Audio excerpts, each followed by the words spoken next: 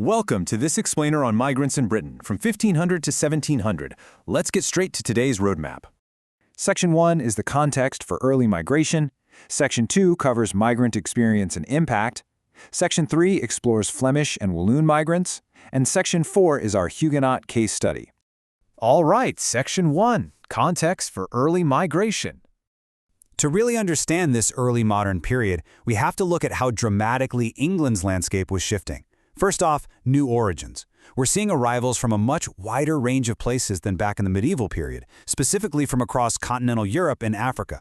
Secondly, England itself is rapidly changing. Those old, rigid medieval hierarchies, they're completely breaking down.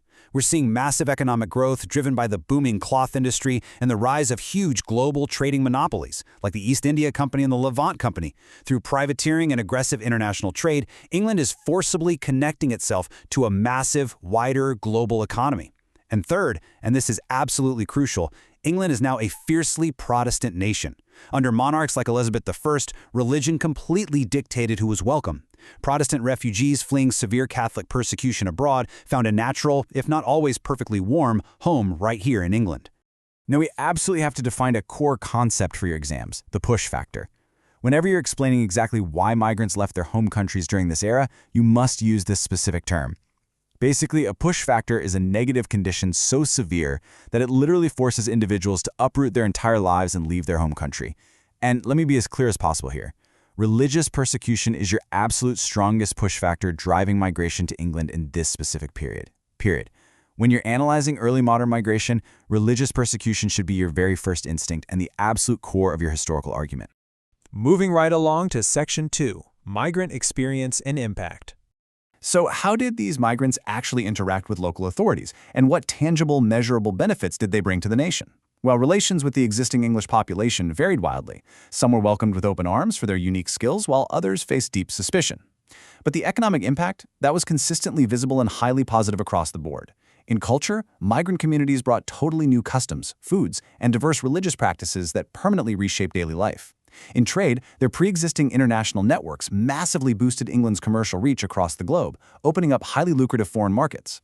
In industry, and this is probably their clearest historical impact, they didn't just join existing workplaces. They literally built entirely new industries from the ground up and transformed old ones by introducing super advanced techniques, especially in complex weaving and metallurgy. And in agriculture, specific migrant communities brought revolutionary farming methods and crucial land drainage techniques. They quite literally transformed the physical landscape of the English marshlands, making them highly productive for modern farming. Please make sure you really lock in this essential reminder. Migrants were not passive arrivals just taking what England had to offer. No way. They were active economic catalysts. They were the direct cause of English economic development in specific, highly lucrative sectors. Think about it. During the early modern period, the textile industry was the absolute backbone of the English economy. It accounted for the vast majority of all English exports. So, when we critically analyze this booming textile industry, we are talking directly about the profound impact of migrant skills. Without these highly skilled foreign workers, the English economy simply would not have experienced such rapid, transformative growth. Okay, Section 3, Flemish and Walloon migrants. Let's apply these broad concepts to a highly specific local case study from the 16th century. We need to trace the precise journey of the Flemish and the Walloons. Step 1. Why did they come? Well, these Flemish and Walloon weavers were heavily persecuted Protestants. They were forced to flee incredibly severe religious persecution in the Spanish-controlled Low Countries, which is basically modern-day Belgium and the Netherlands. That is your primary push factor in action. Step 2. What did they bring? They brought highly advanced textile and craft techniques that the local English industries desperately lacked and just couldn't replicate. And step 3, what was the result? Far from being a burden, these incredibly hardworking migrants actively revitalized local industries. They literally created employment and exponentially boosted trade in specific towns in Kent, most notably Sandwich and Canterbury. This is historical migration succeeding at a highly localized, measurable level. But, we always have to look at the full picture. History is rarely a simple narrative of total success. And we see a very clear contrast here.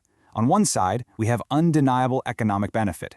The Flemish and Walloons revitalized local industry, boosted trade, and created numerous jobs, directly enriching the towns that hosted them. But on the flip side, we have inevitable social friction. Relations with the existing local population were highly complex and often deeply fraught. There was significant resentment from local English workers who felt these highly skilled, efficient migrants were directly competing for their trade and potentially driving down wages. You must be able to eloquently explain this nuance in your exams. It was an era of extraordinary economic triumph, intricately mixed with undeniable social tension. And finally, Section 4, the Huguenot Case Study. Let's clearly define our core subject for this final historical case study, the Huguenots. Who were they? They were French Protestants. In the late 17th century, specifically in 1685, their long-standing religious protections in France were abruptly and violently revoked by the French crown. This catastrophic event triggered a massive, desperate exodus across the English Channel. Hundreds of thousands fled, with tens of thousands arriving directly in England. This is your gold standard definitive example of refugees driven by the severe push factor of religious persecution. Please do not let England's growing economic attractiveness overshadow the stark historical fact that the Huguenots were true refugees, fleeing immediate, life-threatening danger in their home country of France. Consider the fantastic primary visual evidence found in William Hogarth's famous 1747 series, Industry and Idleness. In the very first plate of that series, you can see incredibly complex looms and detailed, intense manual labor. What Hogarth is illustrating there is the Spitalfields silk weaving trade. Silk was an incredibly lucrative, high-end luxury market, and this highly specialized industry in London was built directly by Huguenot refugees.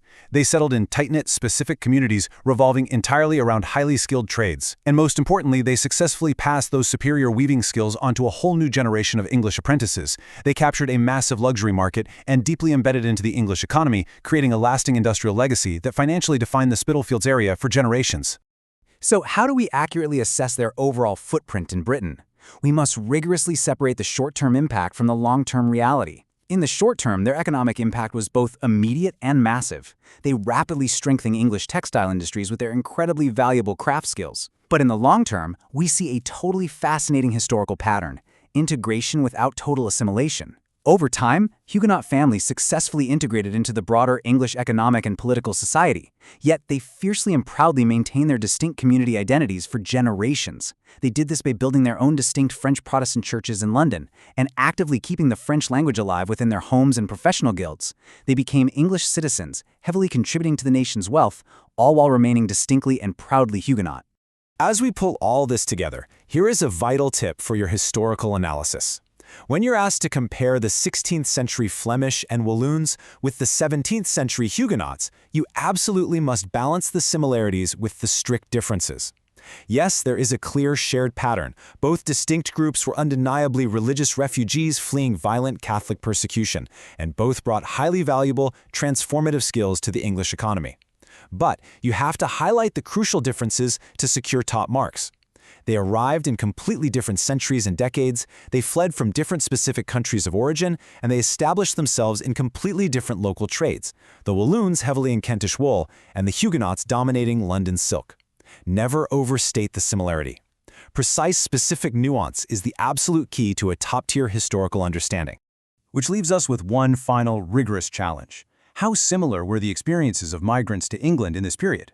I really want you to think critically about the active economic catalysts, the inevitable social friction, the shared push factors of severe religious persecution, and the highly distinct local impacts we have meticulously covered today.